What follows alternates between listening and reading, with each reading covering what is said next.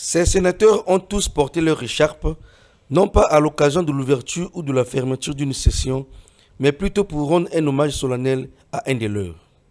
À la morgue municipale de Pointe-Noire, l'émotion était à son paroxysme lorsque la dépouille de Jean-Félix Tchikaya a été exposée. Covid-19 oblige, le président du Sénat Pierre Ngolo a procédé au recueillement suivi du dépôt de la gerbe de fleurs.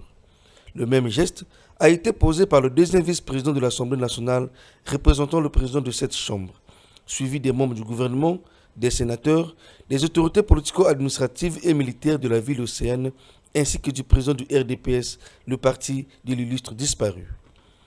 Jean-Félix Tchikaya est parti au moment où le Sénat avait encore besoin de son expertise. Au 71e jour de la disparition du président de la commission Affaires administratives et juridiques, nous venons une fois de plus de perdre un président de commission.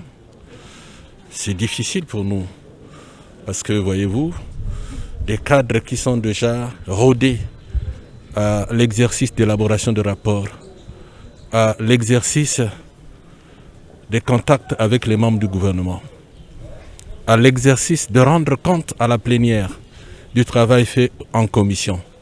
Lorsque ces cadres-là vous quittent dans un délai relativement court, c'est difficile, d'autant plus que nous n'avons même pas encore comblé les premiers vides qui ont été créés.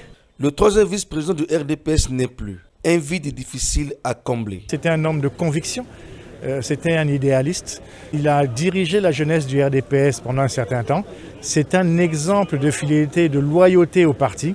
Et donc pour cela, je voudrais ici solennellement m'incliner devant sa mémoire.